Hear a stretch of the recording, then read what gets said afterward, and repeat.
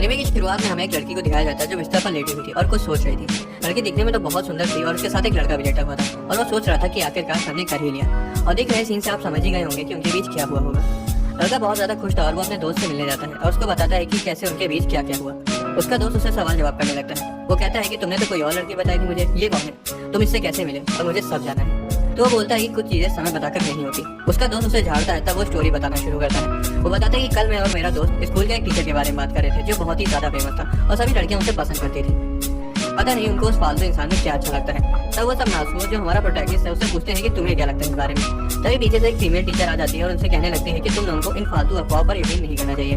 तभी उनमें से एक बच्चा टीचर से पूछता है कि क्या आपको मुझमें इंटरेस्ट है। तो उसे इग्नोर करके चली जाती है और बोलती है कि मुझे बच्चों में कोई इंटरेस्ट नहीं है और नासुओ से कहती है कि तुम्हें इनके साथ अपनी लाइफ बर्बाद नहीं करनी चाहिए। बाकी सब सोचते हैं कि नात्सुओ को इतनी अटेंशन क्यों मिल रही है। वो नात्सुओ को उनसे डेट पर चलने के लिए पूछने को कहते हैं क्योंकि शायद अभी वो सिंगल है। अभी उनमें से एक बच्चा उन सभी को चुप रहने को बोलता है और कहता है कि मेरे पास एक प्लान है। फिर अगले सीन में दिखाया जाता है कि वो एक पार्टी में होते हैं और वहाँ 3 लड़कियां भी होती हैं। उनके साथ बैठी एक लड़की अपने बारे में बताना शुरू करती है। वो बोलती है कि मेरा नाम रेखा है और तभी हमारी हीरोइन की एंट्री होती है जिसका नाम होता है रुई। रुई वही लड़की है जो हमें शुरुआत में दिखी थी। वो पार्टी में बहुत चुपचाप थी। उन तीनों के बीच काफी देर बातें हुई और फिर ये सब और ड्रिंक्स लेने के लिए बाहर चले गए। तभी रुई नात्सुओ से कहती है कि मैं ऐसी हूँ, मुझे ज्यादा बोलना पसंद नहीं। नात्सुओ कहता है कि मिडिल स्कूल में मैं भी ऐसा ही था और मैं किसी से बात नहीं कर पाता था, लेकिन धीरे धीरे मेरे दोस्त ने मेरी मदद करी जिस वजह से मुझे काफी बदलाव है। फिर रुई पूछती है कि क्या तुम मेरे साथ यहाँ से कहीं और चलोगे।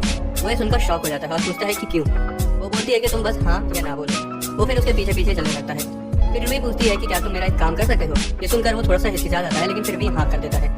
वो घर आ जाते हैं और वो बताती है कि ये मेरा घर है और अभी घर पर कोई नहीं है। लड़के को तुरंत समझ आ जाता है कि वहाँ क्या होने वाला है। रुई उसे पूछती है कि क्या तुम मेरे साथ कुछ करना पसंद करोगे और अगर नहीं तो तुम अभी चले जाओ।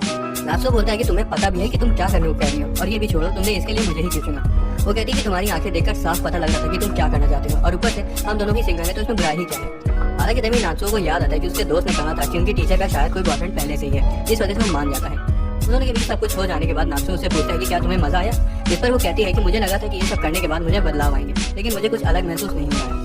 फिर वो कहती है कि तुम ये सब किसी को मत बताना और अब से हम एक दूसरे के लिए अजनबी बन चुके हैं। इसके बाद हम प्रेजेंट टाइम में वापस आ जाते हैं। उसका दोस्त उससे बोलता है कि तुमने मुंह क्यों लटका रखा है। जिस पे वो बोलता है कि मुझे समझ नहीं आ रहा है कि मुझे उसके साथ उस दिन वो सब करना चाहिए था या नहीं, क्योंकि मैं तो किसी और लड़के से प्यार करता हूँ और मुझे बिल्कुल अच्छा नहीं लग रहा है। फिर अगले दिन स्कूल में नात्सुओ के पास उसके टीचर हीना आती है। उनसे पूछता है कि आप यहाँ क्यों हैं। तो वो बोलती है कि तुमने कहा था कि तुम मुझे अपनी लिखी नॉवल पढ़ने के लिए दोगे। तो वो हिचकिचा कर बोलता है कि हाँ कहा तो था लेकिन वो भी पूरी नहीं हुई है। फिर दिखाया जाता है कि असल में क्या बात हो रही थी। दरअसल ये करीबन 1 साल पहले की बात है। नात्सुओ कुछ लव लेटर्स लिख रहा होता है जो हवा में उड़ जाते हैं। तभी टीचर उन्हें उठा लेती है और पूछती है कि क्या मैं इन्हें पढ़ सकती हूँ। तो वो मना कर देता है। मुझे के बाद से उन दोनों की बातचीत होना शुरू हो गई। नात्सुओ उनसे पूछता है कि आप इतनी उदास क्यों हैं, अगर कुछ बात है तो आप मुझे बता सकते हैं। ये सुनकर वो हंस पड़ती है और बोलती है कि तुम्हारे पास लड़कियों पर लाइन मारने का कितना घटिया तरीका है और सच कहूँ तो मुझे बच्चों में कोई दिलचस्पी नहीं है, पर हर एक चीज का कोई ना कोई एक्सेप्शन तो होता ही है। नात्सुओ को समझ नहीं पाता। हालांकि वो कहती है कि मैं तो बस मजाक कर रही थी और मेरी इन बातों को सीरियसली मत लेना और क्लास में लेट मत आना। अगले दिन स्कूल में नात्सुओ से उसके दोस्त पूछते हैं कि बास्केटबॉल खेलने चलोगे। तो वो बहाना मारकर मना कर देता है और छत पर चला जाता है। जैसे उसको उम्मीद थी वैसे ही हो उसकी टीचर वहीं खड़ी थी। वो वहाँ पर रो रही होती है, इसलिए वो उनसे फिर से अचानक से पूछता है कि क्या हुआ। तो डर जाती है। थोड़ी देर बाद वो बताती है कि कल मैंने एक ड्रामा देखा था जिसकी याद में मैं इमोशनल हो गई और मैं बिल्कुल ठीक हूँ।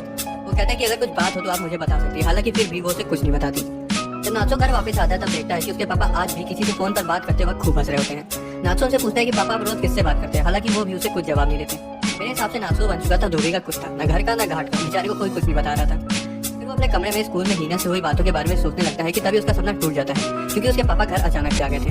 वो कहते हैं कि मुझे तुम्हें कुछ बताना था। नात्सुओ कहता है कि हाँ बोलिए। तो उसके पापा कहते हैं कि मैं दोबारा शादी करने वाला हूँ। ये सुनकर नात्सुओ उनको बधाई देते हुए बोलता है कि ये तो बहुत अच्छी बात है। उसके पापा कहते हैं कि मैं जिससे शादी करने वाला हूँ वो अभी घर आ रही है। तभी अचानक से बेल बजती है और वो लेडी जिससे उसके पापा शादी करने वाले होते हैं वो आ जाती है और सबको हाय बोलती है। फिर वो अपनी दोनों बेटियों को दिखाती है जिन्हें देखते ही नात्सुओ के होश हो जाते हैं क्योंकि वो और कोई नहीं बल्कि रूही और हीना होती है। नात्सुओ तो चक्कर खाकर वहीं गिर जाता है। अगले सीन में एक साथ बैठे होते हैं और वो लेडी कहती है कि नात्सुओ तो मेरी बेटी का स्टूडेंट होगा। रूही का इंट्रोडक्शन उसकी बहन हीना देती है और वो लेडी कहती है कि मैं तुम्हारे पापा को कुछ समय से जानती हूँ और वो मुझको बहुत अच्छा लगा। थोड़ी देर बाद नात्सुओ वॉशरूम चला जाता है और रूही भी नात्सुओ के पीछे पीछे आ जाती है और उसे पूछती है कि क्या तुम्हें इन सब चीजों के बारे में पहले से पता था। नात्सुओ कहता है कि मुझे कोई आइडिया नहीं था। रूही से कहती है कि मैंने अपनी मम्मी को पापा के बाहर जाने के बाद से इतना खुश पहली बार देखा है और मैं उनकी खुशी अपनी वजह से छीनने नहीं देना चाहती।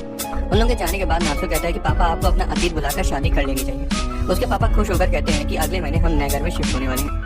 नात्सुओ ये सब चीजें अपने दोस्त को बताता है और उसका दोस्त बहुत खुश हो रहा था। अगले सीन में सब नए घर में शिफ्ट हो जाते हैं। हीना और नात्सुओ काफी देर बातें करते हैं और हीना कहती है कि मेरी छोटी बहन मुझे हीना ही बुलाती है और तुम भी घर पर मुझे हीना ही कहकर बुलाना। रात में सब लोग खाना पीना खाकर सोने चले जाते हैं लेकिन हीना बियर के नशे की वजह से वहीं सो जाती है।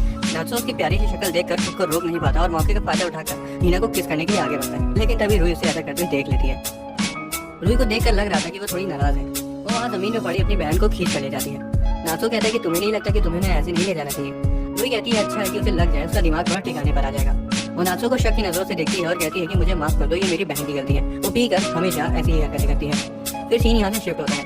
नाचो के स्कूल में उसके दोस्त उसका मजाक बना रहे होते क्योंकि उसके बाल कुछ अजीब से दिख रहे होते हैं। असल में वो आज थोड़ा देरी से सोकर उठा था। फिर उसके दोस्त उसे बताते कि आज स्कूल में एक नई लड़की आने वाली है और उसका ट्रांसफर आज ही हुआ है और वो लड़की बहुत ज्यादा सुंदर भी है। स्कूल का पहला पीरियड खत्म होते ही सभी लड़कियां उस नई लड़की को घेर कर खड़ी हो जाती है। नाचो भी जाता है और वो देखता है कि वो नई लड़की और कोई नहीं बल्कि रूही होती है।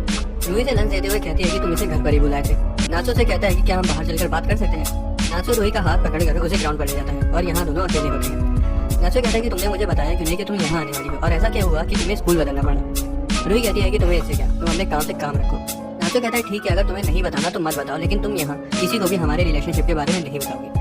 रूही पूछती है कौन सा रिलेशनशिप, जिस पर नाचो कहता है कि वही वाला रिलेशनशिप जिसमें तुम्हें कुछ अलग महसूस नहीं हुआ था। वो बोल रही होती है कि अब हम भाई बहन हैं और हमारे माता पिता दोबारा शादी करने वाले हैं, पर नासो उसे इग्नोर करता है और कहता है कि सुनो, तुम आज के बाद मुझसे स्कूल में बात नहीं करोगी, जिस पर रूही सहमत हो जाती है और वहाँ से चली जाती है। क्लास में आते वक्त रास्ते में नाचो को अचानक से हीना दिखती है, जिसे देखकर वो बहुत खुश हो जाता है।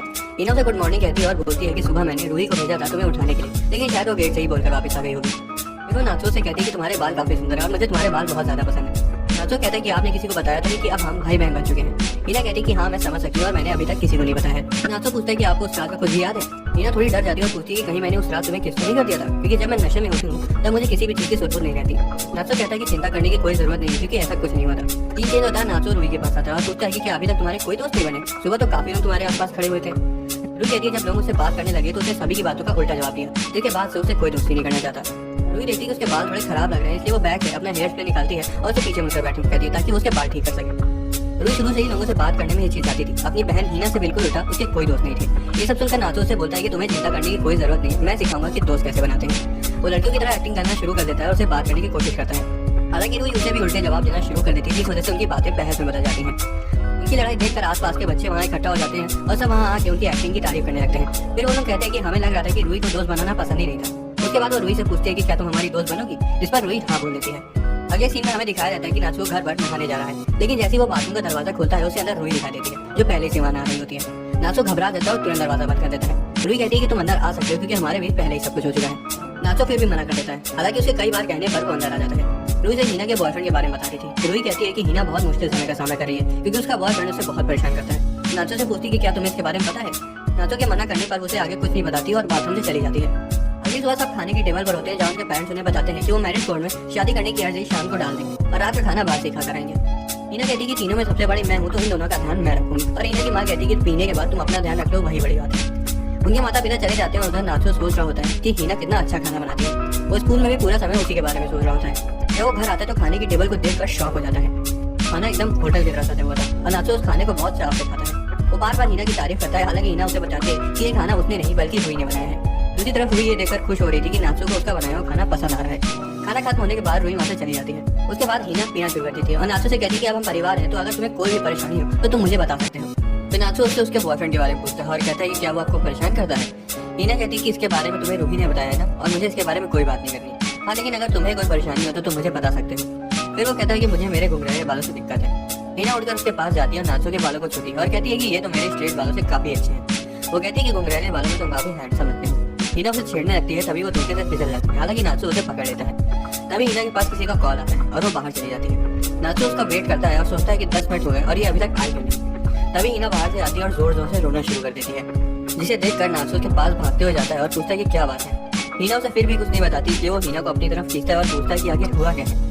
तभी वहाँ पर रूही आती है और अचानक से दरवाजे पर तेजी से नॉक करने की आवाज आने लगती है। नाचो को लगता है कि हीना का बॉयफ्रेंड है और तभी रूही दरवाजा खोल लेती है, हालांकि वहाँ सिर्फ उनके मम्मी पापा होते हैं। अगले दिन नाचो का मन स्कूल में नहीं लग रहा था। उसके मन में सिर्फ एक ही बात चल रही थी कि आगे हीना का बॉयफ्रेंड कौन है और कल रात वो इतनी मायूस क्यों हो गई थी। स्कूल की छुट्टी के बाद नाचो अपने दोस्त के पास जाता है। उसका दोस्त उससे पूछता है कि कल रात कुछ हुआ था क्या।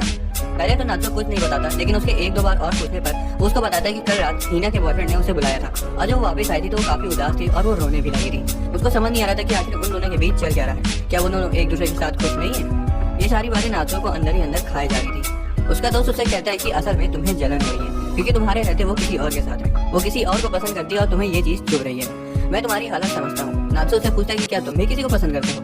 वो बताता है कि कल एक ऑफिस वर्कर अपने बॉयफ्रेंड के साथ रह रही थी, वो मुझे अच्छी लगी, काश वो अपना ब्रेकअप कर ले और मेरी हो जाए। उसे एक्टिंग करके बताता है कि उस लड़की का उसके बॉयफ्रेंड के साथ झगड़ा हो गया था क्योंकि वो उनके रिश्ते को आगे बढ़ाने से टाल रहा था। उनका हेड भी उनके साथ मस्ती करने लगता है और वो कुछ देर मजे करके और ड्रिंक्स पी के बाहर आ जाते हैं। उसका दोस्त बहुत खुश होता है और नासु का भी मूड ठीक हो जाता है। रास्ते में उन्हें एक लड़की मिलती है और उसका दोस्त उसे बताता है कि यही वो ऑफिस वाली लड़की है जो कल आई थी। जब नासु उसको ध्यान से देखता है तो हैरान हो जाता है क्योंकि वो और कोई नहीं बल्कि हीना होती है। फिर हमें हीना के घर का सीन दिखाया जाता है। घर पर नासु से बात करने के लिए उसके कमरे में जाता है। उसे नीचे करके खड़ा होता है और पूछता है कि क्या आपको कोई बॉयफ्रेंड है। हीना कहती है कि तुम ये सब चीज क्यों पूछ रहे हो। फिर वो बताता है कि मेरे दोस्त ने आपको एक आदमी के साथ देखा था। हीना कहती है कि तुम अभी बच्चे हो और तुम इन चीजों को नहीं समझोगे। नासु जिद पर अड़ जाता है जिस वजह से हीना उसको वहां से जाने के लिए बोलती है। हालांकि तभी नासु अचानक से हीना को किस कर देता है। हीना उसे दूर करती है और उसे एक थप्पड़ मार देती है। नासु को बुरा लगता है। तभी हीना उसे बेड पर ले जाती है और उसके नजदीक आने लगती है। नासु घबरा जाता है और फिर हीना कहती है कि भले ही तुम कूल बनने की कोशिश कर रहे थे लेकिन तुम्हारी आंखों में बचपना साफ नजर आ रहा है और इसलिए ही मैंने बोला था कि तुम अभी चीजों को नहीं समझोगे। उसके बाद नासु वहां से चला जाता है। हीना जैसे ही दरवाजा बंद करती है उसे बहुत बुरा लगता है कि आखिर वो कर क्या रही है। अगले दिन सब लोग नाश्ते के लिए बैठे होते हैं और हीना चाय पी रही होती है। उसकी बहन भी वहाँ होती है। तभी नासु के पापा एक लेटर लेकर आते हैं जो नासु लेकर गया था। उसमें लिखा हुआ था कि कुछ दिनों के लिए वो अपने दोस्त के घर पर रहेगा और थोड़े समय बाद वापस आ जाएगा, इसलिए उन्हें उसकी चिंता करने की कोई जरूरत नहीं है।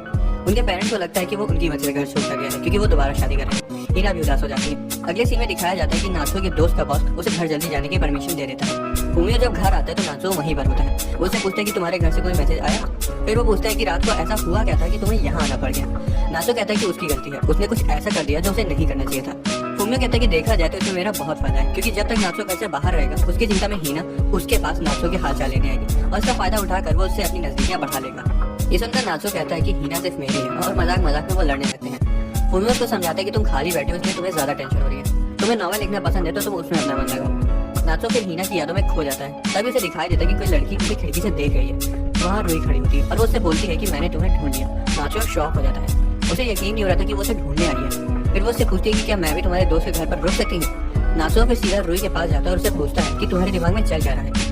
तभी फूमियो की मॉम वहाँ आ जाती है। वो उन्हें देखती है और वो नासु से पूछती है कि क्या ये तुम्हारी कोई दोस्त है। तो नासु कहता है कि नहीं ये मेरी छोटी बहन है, जिस पर रूही कहती है कि नहीं ये मेरा छोटा भाई है। फिर यहाँ हमें पता लगता है कि नासु और रूही से 2-3 महीने बाहर है और इसी तरह रूही उसकी छोटी बहन हुई। थोड़ी देर में फूमियो भी वहाँ आ जाता है। फूमियो जैसे ही रूही को वहाँ देखता है तो नासु से पूछता है कि तुम आखिर कर क्या रहे हो इधर और ये लड़की क्यों है।